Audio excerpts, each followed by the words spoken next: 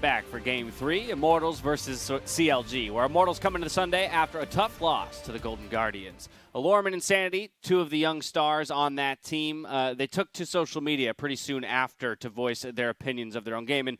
And from my point of view, I love the attitude that they're approaching their evolution with in the LCS.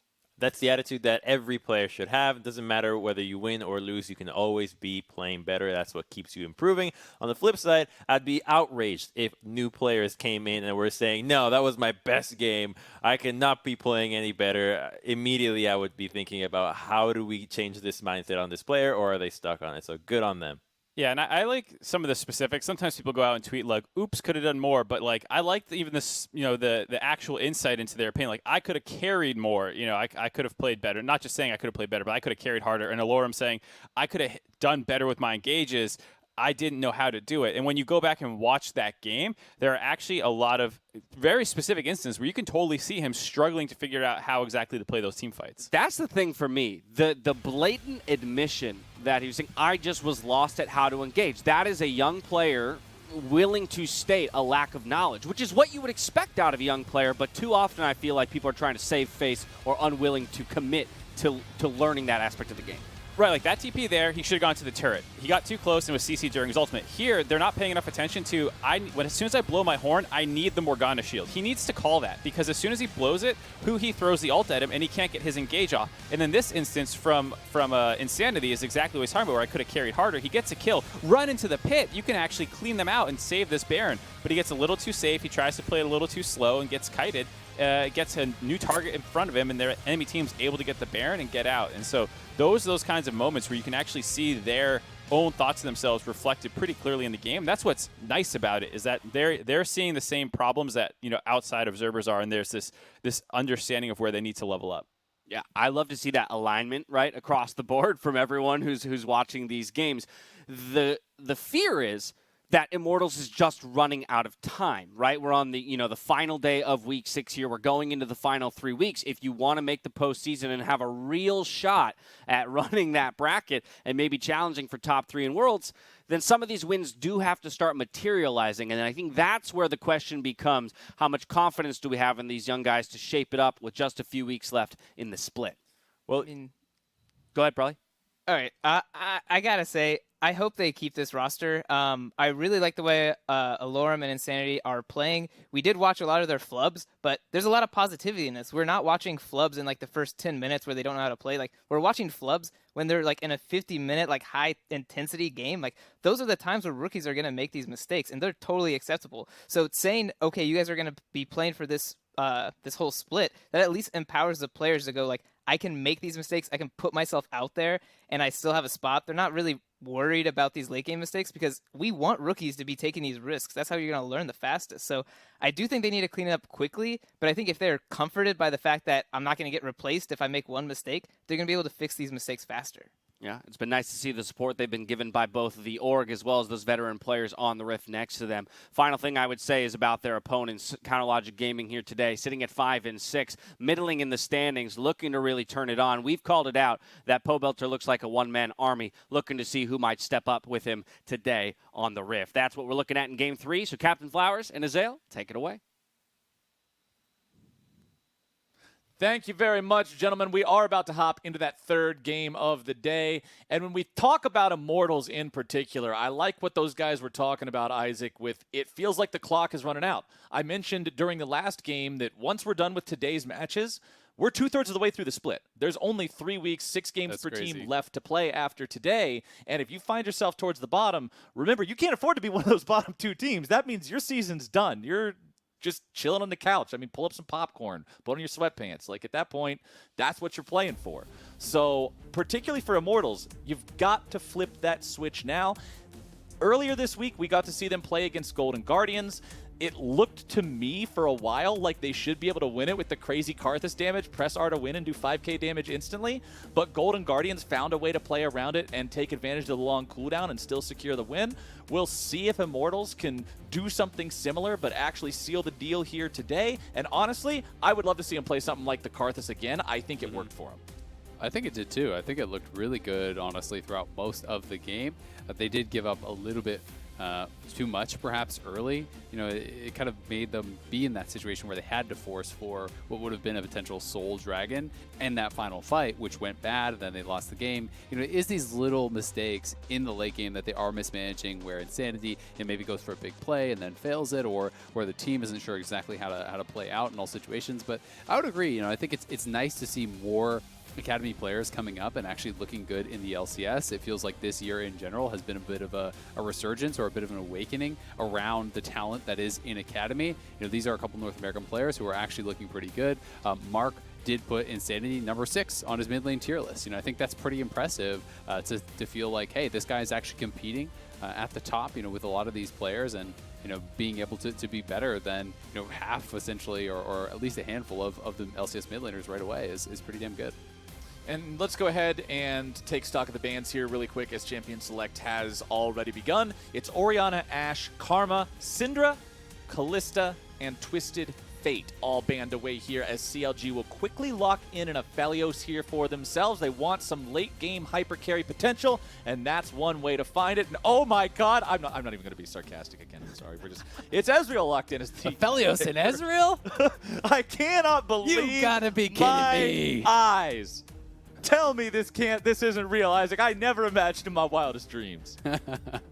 I'm with you. I feel like Ezreal is the new Corki Azir, you know? Yep. Where it's like, you just, I mean, there's some cool pop-off moments later in the game from Ezreal. I respect that it's an incredibly skilled champion, but the fact that it is generally picked to negate laning phases just isn't that fun to watch, and it's around a lot right now. So we'll see if that changes in the future. Ezreal, Ornn, pretty standard, safe, early picks here for Immortals. They've been mostly just having Allorim on these tank-style champions. He has played a couple Aatrox games, but this will be his 3rd Ornn. He's played 2 Malphites. I think he functions well on those style of champions, and I think overall, Allorim has been solid for the team since stepping in. And about his tweet yesterday after their game saying, I didn't really know how to find the proper Ornn engages against what had been drafted by Golden Guardians. I really like that sort of honesty. I like that owning up to the mistakes. And I also think it'll make him a better player, because obviously he's very cognizant of what the problem was. He needs to figure out how to find better angles on these Ornn ultis in these kinds of fights. Now, of course, if CLG has something like a Yasuo, that makes it very, very difficult. I don't think we're going to see Tryndamere locked in. You've got to at least pick something believable if you're going to try to troll the audience. But It went to 0, so for a second I was like, no, honestly, if somebody's hovering Tryndamere and it goes to 0, I'm thinking, oh, okay, remake. There's just, that's the chance of seeing Tryndamere in LCS. Yeah, well, I mean, it would be fun to see it eventually, but I don't think we really will. I can't even remember the last time we've seen something like Tryndamere. It's just such a TSM versus Cloud9 show match, it was banned.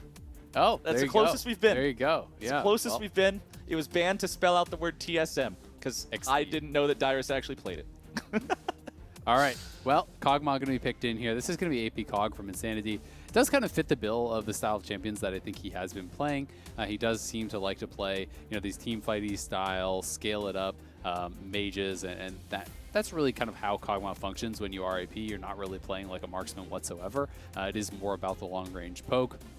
And the big thing with Kog'Maw, I mean, you have good wave clear early on, but a lot of people talk about the scaling with Kog'Maw. To me, it's mostly about the range on the ultimate. As you get those additional ranks in the ultimate, you get so much more access to the back line, and when you hit 16, you are hitting people from a screen away for a lot of damage, and it does become very, very oppressive. I think that this can function in a similar way, perhaps even more powerful than what Zoe can do alongside Ezreal. I think it's actually easier to land the poke a lot of the time once you have those levels. I think the early levels it is weaker though, so that's kind of the trade-off that you're looking at. Also, the Kog'Maw, unlike the Ezreal, is incredibly vulnerable. If he ever gets caught by the Thresh or the Azir, if those death sentences or Shurima shuffles ever put him in a spot where he's vulnerable, he's instantly dead. I mean, at least he gets to take advantage of his passive, but that's about all you're going to get. Let's take a look at how the bans are shaping up here, though. We've got support focus coming out from CLG. They are going to get rid of the Cat and Rakan, as Gangplank and Sylas are both banned out by Immortals, paying some respect there towards that top side in Ruin, trying to make the matchup a little bit more favorable there for Allorim.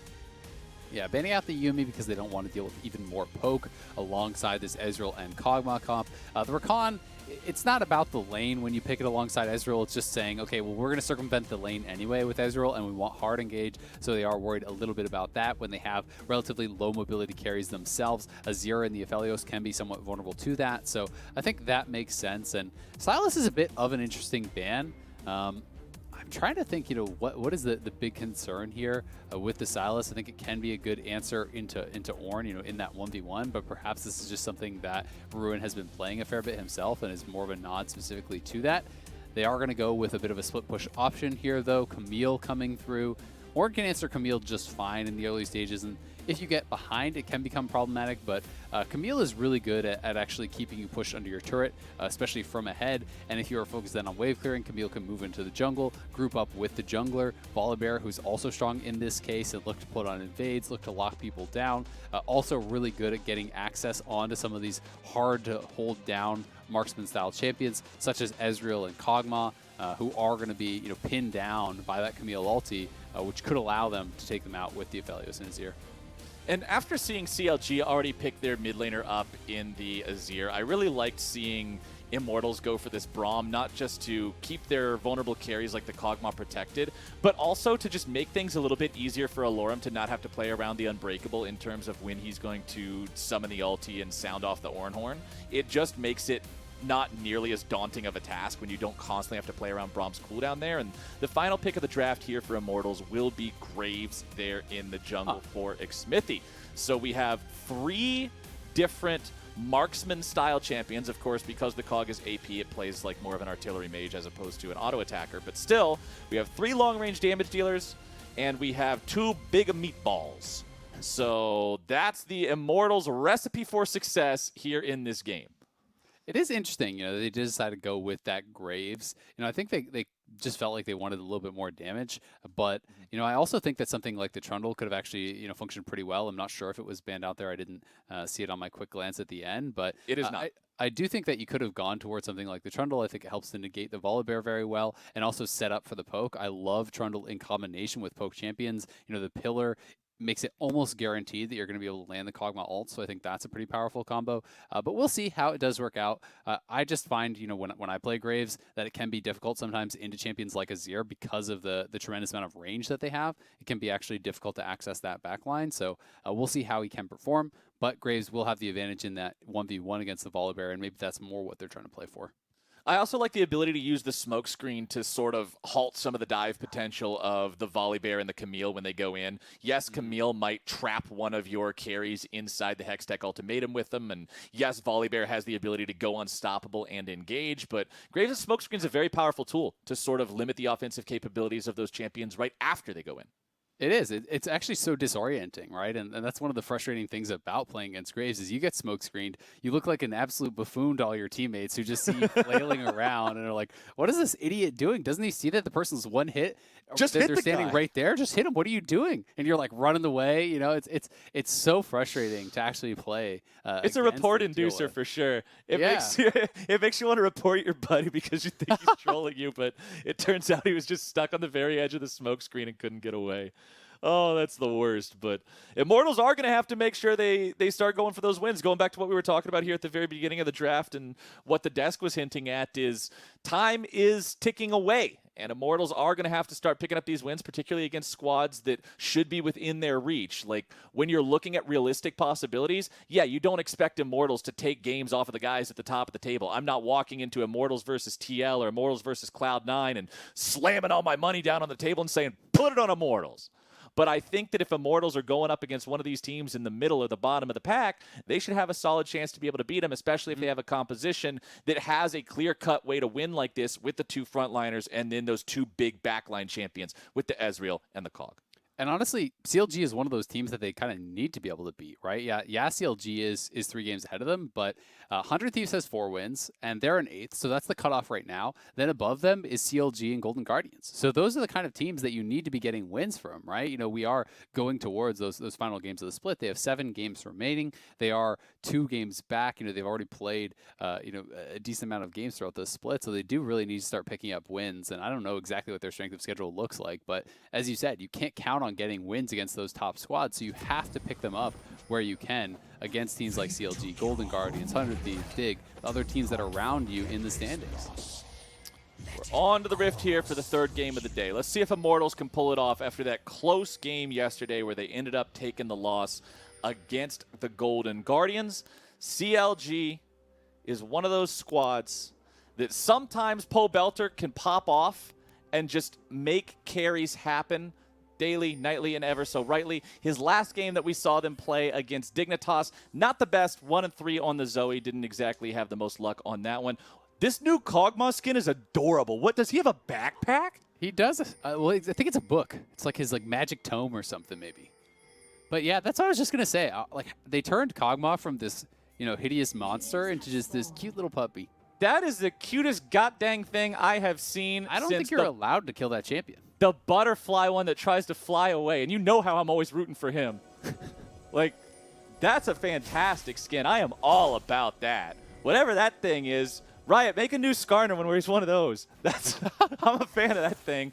Let's see how it plays out for Insanity here, getting the first auto attack onto Pobelter there with the enchanted range, and already off to a good start.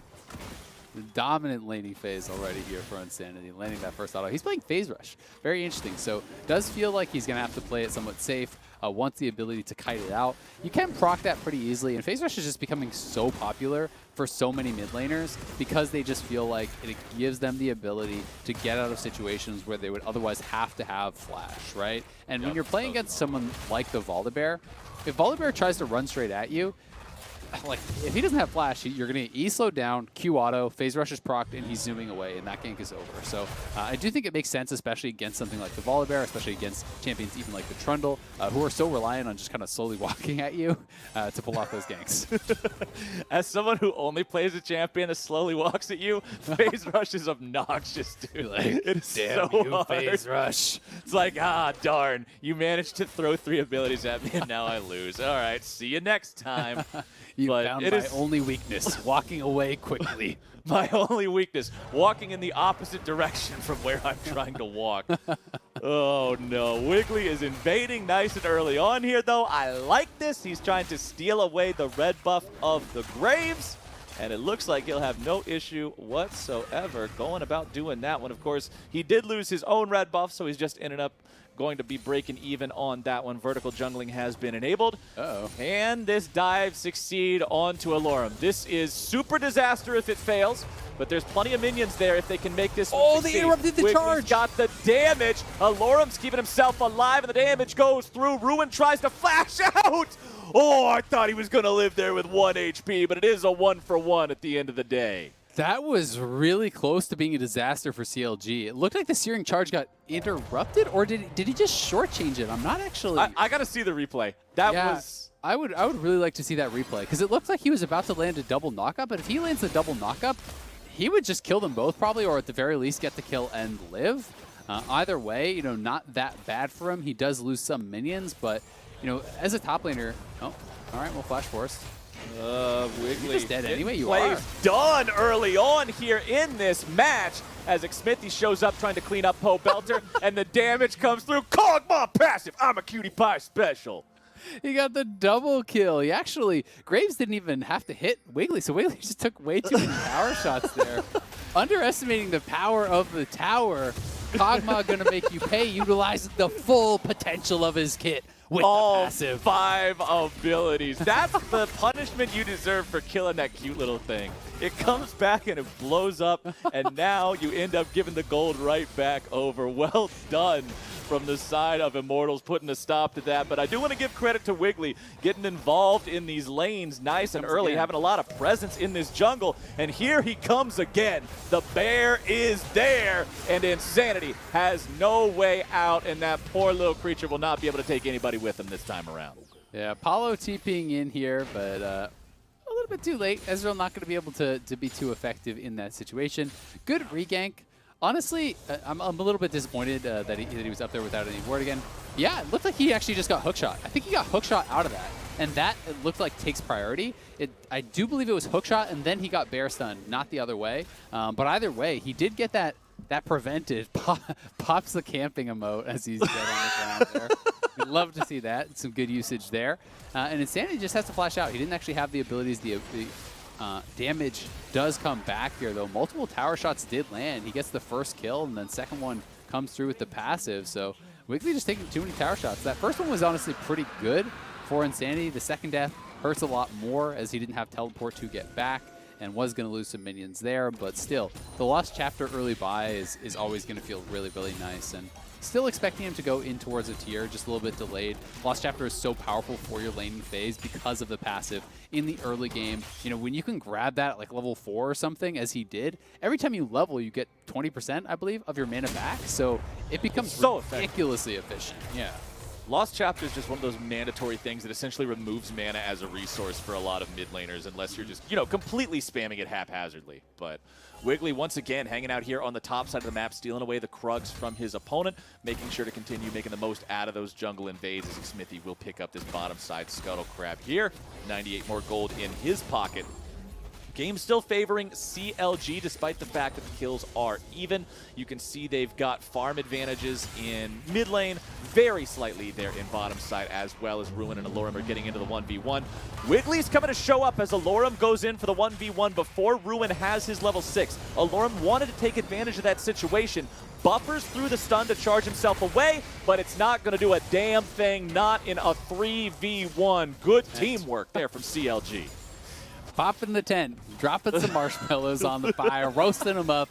Allorim's getting the camping treatment this time, and Pobelter moves up. They will lose at least a little bit mid lane, and it's not perhaps the end of the world to get behind on Ornn, but it's more concerning when you're against a champion like Camille who can snowball a game, who can get ahead and really have that split push pressure. So Allorim definitely being picked on here, gets dove once, and then a 3-man play up to that top side very quickly after, but he's out on the map. Yeah, we can see Xmithie trying to move in there and steal away a red buff. And, I mean, sure, he got the red buff, but Smoothie shows up. Wiggily is right there. They immediately get the kill onto him, and red buff is transferred over to the Thresh. Xmithie must have thought he had a lot more time because they made that play up to the top side, but a little bit slow on it. Smoothie made the roam, and Wiggily was there, had the blast cone to get right in on him. So Xmithie already behind a little bit because of those kills that Wiggily has actually been able to get done. You know, yes, he's up in farm, but who cares when you have the 2 kills and the 3 assists? The experience and the gold more than makes up for that. So, you know, Graves not having that early game he would have wanted. You know, I talked about the ability to maybe pick something like a Trundle here, but you went towards the Graves because you wanted to try to be able to bully around in the early stages, and that definitely has not happened. Xmithie dashing himself over the wall, trying to secure this Rift Herald now. He's got Hakuho right next to him to provide protection as Wiggily will once again be looking for Allorim here in the top lane. The Hex Tech ultimatum is issued and will drag the Immortals top laner right back to his doom once more. Wiggily needs one more auto attack to finish him off, and he's got it. Now it's a 2v2 as Wiggily is just going to be left for dead. Ruin says, see ya, bro. I got some minions to farm up, as he's expecting more backup to show up from Immortals, doesn't want to overcommit, doesn't want to get himself killed as well, and it ends up being a 1-for-1. The game plan, though, is becoming so incredibly clear here for CLG. It's get Ruin ahead, let Ruin carry.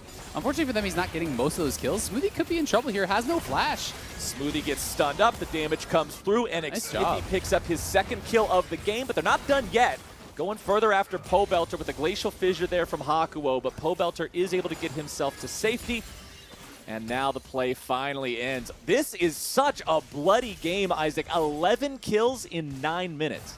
It's pretty crazy, and credit to Hakuho and Xmithie, who were very effective on that little romp around the map. You know, he started the Rift Herald, didn't get that, but got to make a counterplay up on the top side, get a kill up there, then go down to mid lane. They counter gank Smoothie's roam, you know, killed him off. So that was pretty damn effective, and Apollo was not able to be punished whatsoever during that because he's playing the Ezreal and played it fairly safely. So, you know, Immortals battling back despite the fact that their top laner is not having a fun time whatsoever.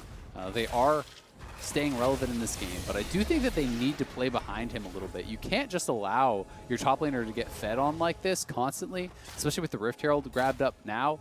I would be expecting them in the next couple minutes just to go right back up top lane, drop that, and try to get first tower gold for Camille. Why not? Why not at this point with the amount that you've invested up there? You just got to keep going back. Double down. put everything in the same bucket and make sure that Camille is able to succeed against that Ornn, particularly because if Ornn stays ahead of her, if she doesn't hit those item breakpoints, we know what Ornn can do once he gets that tankiness that he needs, particularly when you look at the fact that it's Camille and Volley who are going to be the main threats against him, so itemizing just the armor feels very good. So Allorim needs to be kept down if CLG want to remain comfortable in that top half, as Immortals will go after their second elemental Drake of the game. There is a control ward in the pit from the side of CLG. They are aware of what's going on, but that dragon doesn't matter because that dragon is not Allorim, and that is Wigglily's thought process as he goes to the top side here yet again. Second Drake over to Immortals. As top side, we have the Rift Herald summoned up. We have CLG investing in that top lane tier 1. Perfect use of Shelly to take down the last 2 plates. Ruin doesn't care. He's just farming the wave after the fact. And Allorim just sits there and goes, well, this is my life now. Because this is the situation that he has to deal with. This is so much focus on the top side from CLG. As Allorim attempts to stop Shelly before she gets off the second charge. But Ruin makes his way right back up into the lane to stop that from happening. Able to guide it in there, no problem. And liking the emote mechanics here, Allorim making sure he was in range and vision of Wiggily before he popped the camping emote there. You know, walked over to the Krugs to be able to flash it for Wiggily there. But it's getting rough, right? You're going to get the Camille so much gold with this keeping up. The question is just, is that investment worth it? I do expect CLG to start contesting dragons at the 3rd dragon, so they are then going to hope that their Camille is in a position to pay off, to have all that time that they have actually put in really worth it, right? The Cull is going to cash out by then. He's going to have a lot of gold, and I think they're hoping that he has Triforce, and he actually already does before he even cashed out that Cull. So now with Triforce, Camille becomes incredibly terrifying for someone like the Kog'Maw. You know, if you get a hookshot flash, stun that Kog'Maw up, Kog'Maw can pretty much just die instantly with one Camille combo, and that can mean the end of the fight. So they're trying to empower those divers to really challenge the backline, which would otherwise be pretty safe. Especially right now, when you look at the state of Insanity's loadout and inventory, teleport on the Kog'Maw, so no combat summoner spell other than the flash to help keep him alive, along with the fact that in his inventory, there's no early stopwatch or anything like that. He has the Archangel Staff, but remember, you don't get the shielding active until it's fully evolved into the Seraph's Embrace. So this champion is just entirely offense at this point in time, and it is up to Ruin and Wiggily to see if they can get on top of him and shut him down. Currently 2-2 on that Kog'Maw, though. Needs to get one more level to get that critical ultimate upgrade, as you were talking about. AP Kog'Maw, it's all about hitting those 6, 11, 16 breakpoints to get the extra range and really just be that artillery threat in the team fights. Exactly. And Phase Rush also isn't going to help you against Camille, because you can run as fast as you want when you're in the Hex deck ultimatum, but you're just running in circles. You're not getting anywhere. Musical chairs, take a seat anywhere on the ground, because that's where you're going to be once Camille jumps on you. Ruin trying to get himself back here in the top side. Tries to contest the Krug, but has to know something is afoot now. Goes for the hook shot into the wall, gets himself away. Camille's mobility makes it pretty easy to avoid those collapses unless you're just super unaware of what's going on. And Insanity clears out the wave in the mid lane in the meantime. You can see lots of players from the side of CLG are now hanging out there on that bottom side. Recalls being channeled now by support, jungler, and mid laner as they go back and prepare for their next foray out into the Rift. Control wards being picked up all over these inventories. 2 for Wiggily, 2 for Smoothie, 1 for Pobelter. Ready to fight for this vision and control this neutral territory. Drake is up in under 2 minutes. I've actually got to give some credit to Allorim. When you look at the items, yes, of course, he's quite a bit behind on Ruin, but he's not useless by any means, right? You know, he's been pressured pretty much nonstop. Rift Herald there, you know, multiple dives, mid laner roaming up. You have the matchup pick for Ruin. They're giving him all the resources. You still have your Sunfire and Tabbies at this point of the game. He's only down 1 wave of CS with more to pick up with it pushing towards him. So all things considered, I actually think it's a job pretty well done. You know, maybe there's some situations where it could have anticipated the dives coming in and backed off earlier, but it is pretty hard to read all those situations. And if you're too passive and give up too much, then sometimes you lose so much farm that it almost would have been better to just attempt to fight off and try to get that farm. So talking about attempted fights, we're looking at a game state where CLG has a 3,000 gold advantage, but they are down those first 2 elemental drakes, and this is Ocean Soul, which everybody knows is a very powerful late game buff to have permanently. So for CLG, I am fully expecting them to fight for all these Drakes hereafter, specifically because they do have this lead. They should be in a commanding position. They have good team fighting tools with an Aphelios that's got his Infinity Edge, with an Azir that's level 11, so he has the level 2 Emperor's Divide. Now Smoothie's finding the hook down onto Hakuho, takes him below half HP. Pobelter getting some damage on the back into that there as well. Loses about 1/3, but Ruin has come down from the top side. Allorim making his way down to the south side river. Wiggily eats a single Mystic shot, but considering Apollo does not have that Mana Moon evolved into the Muramana just yet, still only sitting on the basic Sheen as well, it's not going to hurt too much. CLG need to contest this one here. You're 3,000 gold up. Should be a winnable fight. Allorim is ready to go. Also has the level 2 ulti here on the Ornn. Pobelter trying to dance around these Kog'Maw ultis. Wiggily jumping into the middle of 4, looking to find the damage. Instead, only going to find his own death. Xmithie going on the killing spree. Mystic shot to finish off Smoothie and Wiggily. Both there are out of the picture. Allorim trying to find the kill into Ruin. Kog'Maw barely going to miss out there on the ulti. Xmithie picking up the 3rd Drake of the game here for Immortals. Gold lead be damned. Immortals will take that fight. CLG just couldn't find the kind of fight they wanted whatsoever. Ruin was being marked by Allorim, so he never even got close. And all that ended up happening is Wiggily just ults into the backline where 3 marksmen instantly killed it, right? There's not much going on there. Great, if you can actually be a distraction as Camille flies in and one-shots the Kog'Maw, then that can work, but Immortals had a way better setup. They had the vision, they had blue buff on Kog, and you're trying to charge into this area where you're just getting poked down. Volibear is not nearly tanky enough at this point in the game, so, you know, watch Allorim. All he wants to do is actually keep Ruin out, right? So he is just trying to stay over in between them. You know, Ruin actually goes up on him, and they're just going to be dueling themselves. Volibear dies instantly. You know, Ruin's actually losing the fight to Allorim, and Insanity able to just constantly move forward here, spamming out these ults, even at max stacks where it costs so much mana. Because he had that blue, they push him out. They're now at soul point, and CLG in a lot of trouble here. It's the Volibear players, I think, can sometimes experience the same problem that Hecarim players can, where you're running full blast, you're galloping down the lane, you got the adrenaline pumping through your veins, and you're ready to initiate, and as you do, you realize your team is 1,800 units away from you. And it's the same problem with Volibear. He runs in there, he's ready to go, his claws are sharp, he's big as hell, and you can't stop his jump, but nobody else can follow that. And it puts Wiggily in a spot where now, nobody in the team is in a position to back him up. They'd all have to go through an Ornn ulti to do it. And man, it just ended up looking so good for this Immortals squad who, even after getting this top lane tier 1 turret, yeah, they're still down a couple thousand gold, but they're playing well together. They're playing to their win conditions. They're using the Kog'Maw well. The Seraph's Embrace, now fully completed, has the extra shielding capability. Xmithie also has the Black Cleaver completed there on the Graves. Things are shaping up for Immortals. Also considering they're now at a point where they only need 1 more Drake to get that ever so important Ocean Soul, I like their state in this game. Exactly. You've, as CLG, dedicated almost all of your resources entirely to getting your split push ahead. And now, because your opponents are at soul point, guess what you can't do? Split push. You have to team fight around that dragon, or you're just giving up soul. And then it doesn't even matter how far ahead you are on the Camille. You're not killing an Ornn who's sitting under his turret who has Ocean Soul. And you're never poking him down either. And, you know, it becomes pretty much an automatic GG. You know, Kog'Maw is never going to run out of mana. It's going to be able to spam infinite ults with that Ocean Soul. Ornn, you know, is so tanky that, you know, he's always going to have a chance to get a lot of regen from that. So it is really one of the most devastating ones that CLG could be going up against.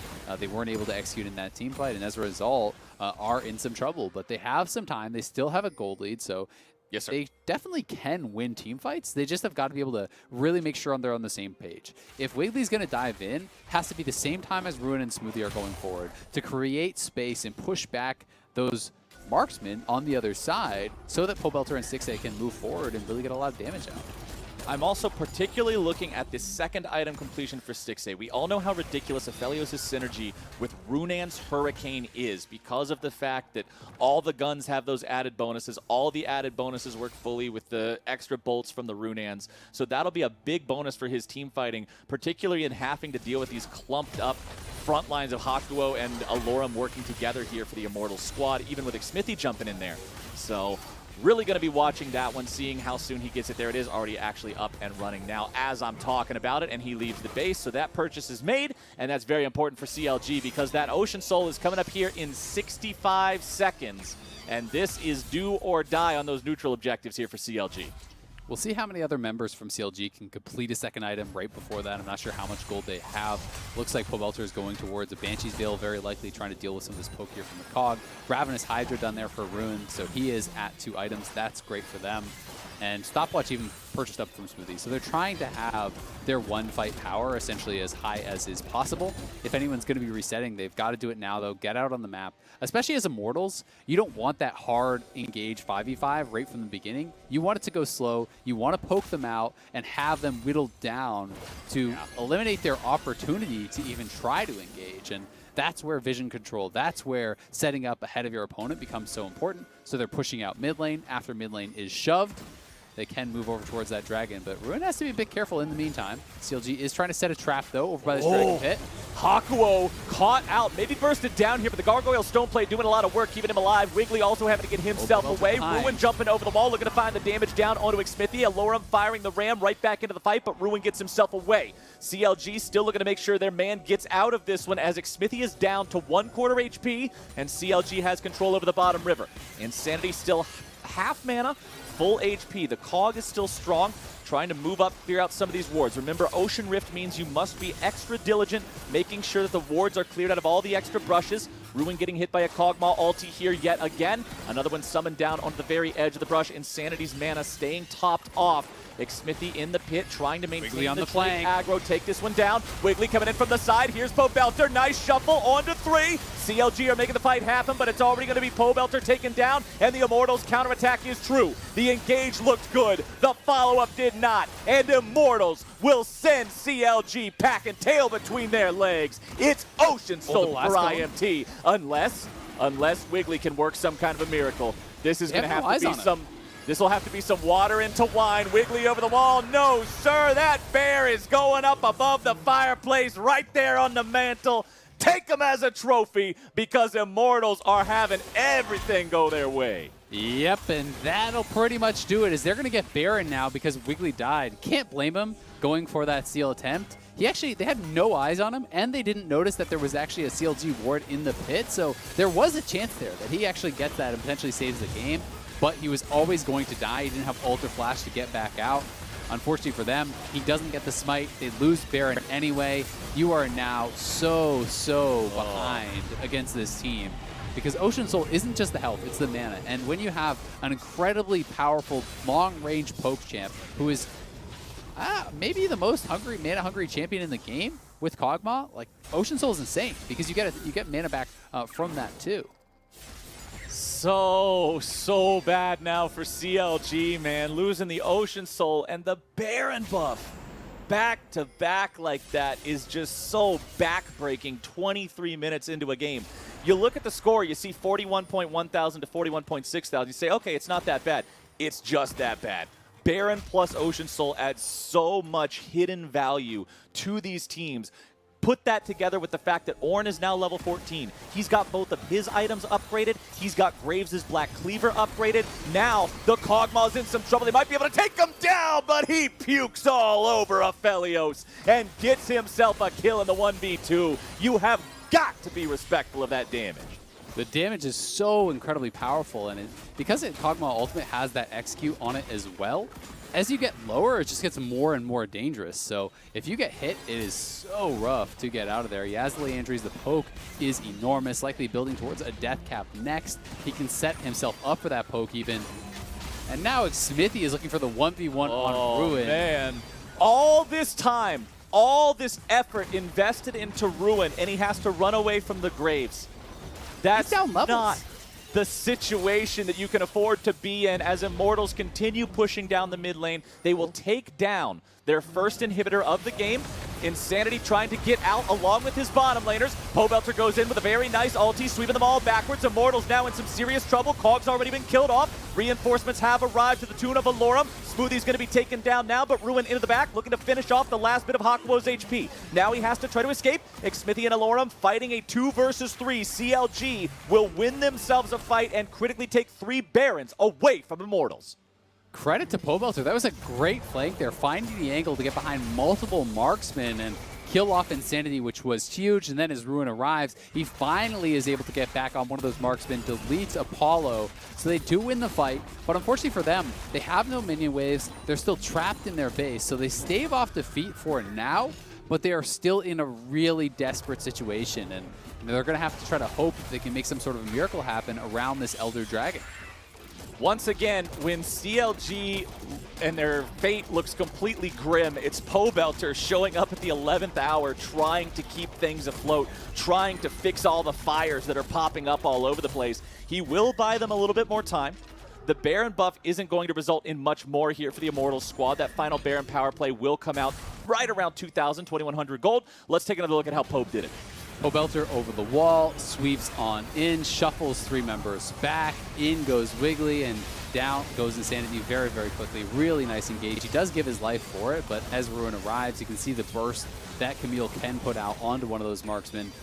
The Q plus the Sheen proc from that Titanic, you know, from the Triforce is incredibly high amount of burst, and they do still have some options. You know, it has to be those instant kills, though. It can't be the long extended fights, especially now that Death Cap is completed. More and more Ornn items are coming through. You can see, you know, the upgraded Black Cleaver is done. Whenever Insanity and Allorim meet up, they can actually upgrade that Death Cap to the Death Crown and get even more value there. That is disgusting.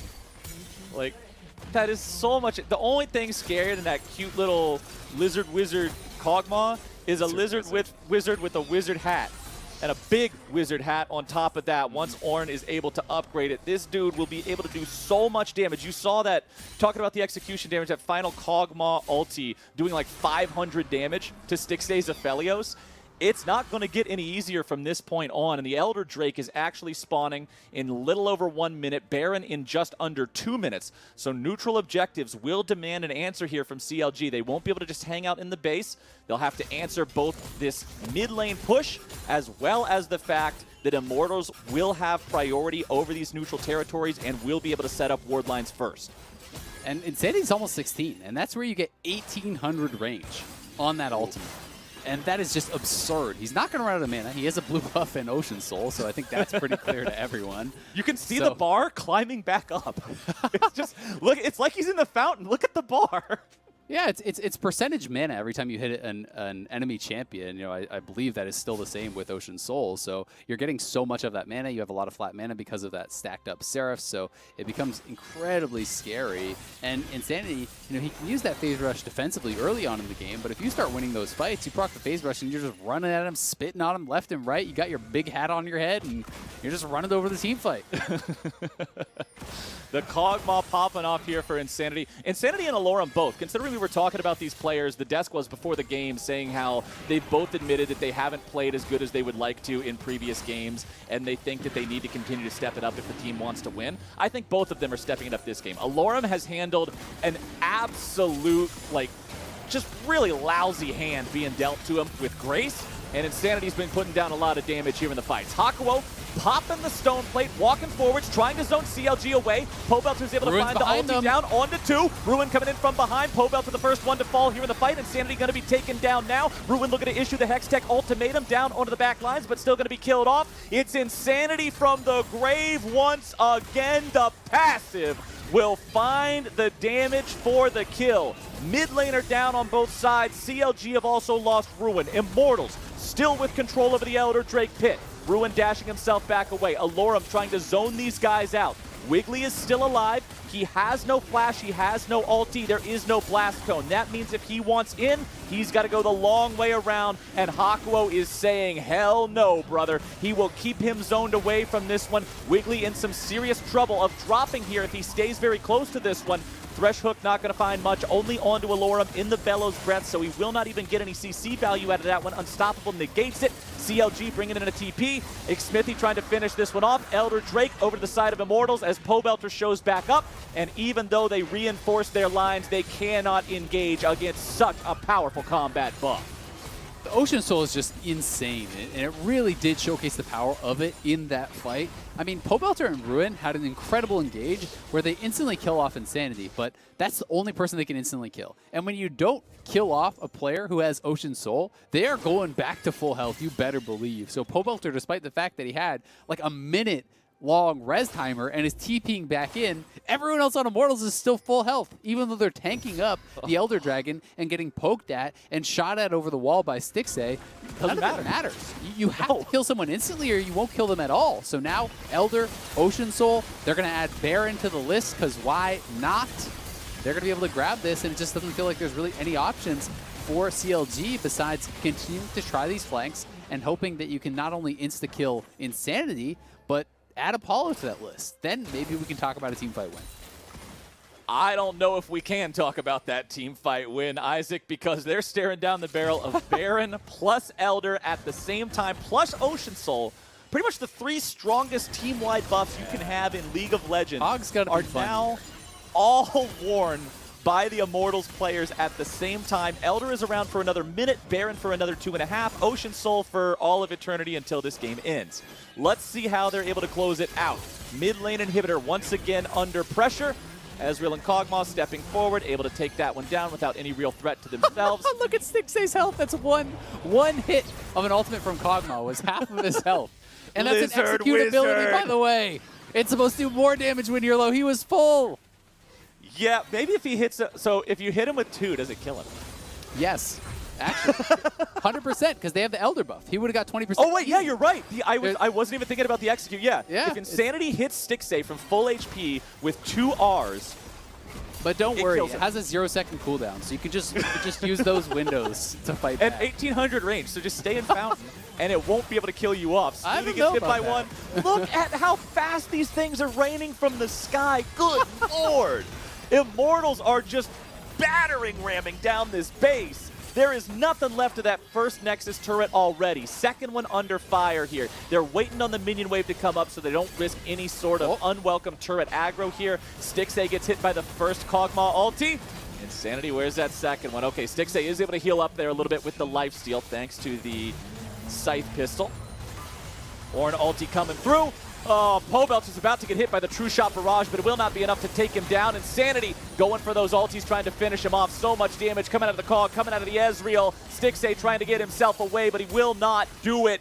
Now it's just all over, but the Nexus HP itself, Immortals, they don't even need to pad the stats. They will take themselves a win in 32 minutes. Really well done there. Finally, Immortals establish themselves this late game lead. They are able to close. They've had a lot of games like this lately where it feels like they're in control, where they've outscaled their opponents, where they have this great late game setup, and they're not able to quite get the finishing blow. In this one, it looked really, really good for them. You know, CLG put all their eggs in the Ruin basket. It never really paid off. By the end of the game, not at all. Allorim was doing more, it felt like, in pretty much all the fights than Ruin was. You know, Ruin had that one good fight around mid lane where they got the 2 kills, but that was mostly off of the shuffle from Pobelter. It just didn't work, right? You invested so much into this Camille, but Ornn is still able to wave clear. They're stacking these dragons. They could never prevent them from actually getting towards that soul. And it felt like once they did, it was just absolutely over as Kog'Maw was making it so no one could even walk close. Like, yeah, people are going to maybe meme a little bit about like the missed ultimates from the Kog'Maw, but they can't even walk within a screen of their opponents because they're having to dodge ultimates nonstop. People can meme whatever they want.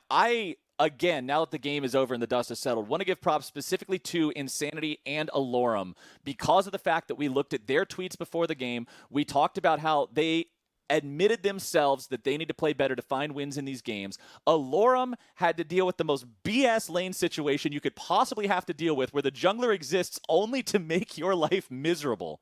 and he still scaled. He was still able to stay relevant in the game. He lost that lane as gracefully as could be done. And then Insanity was constantly providing threat on this Kog'Maw, whether it was getting the kill 1v2 in the mid lane, utilizing the stopwatch with the ulti, or zoning their opponents away during these Drake fights. I think both these guys stepped up, and their performances were absolutely instrumental in making sure Immortals could get this third win of the split. Now, with that said, it's time for a quick break from us, but on the other side of that, we got the Verizon post-game interview coming in with Immortals Insanity. You don't want to miss that. Look forward, hit the gas, focus on the road before you. The Honda Civic, with standard Honda sensing. It's fun, always.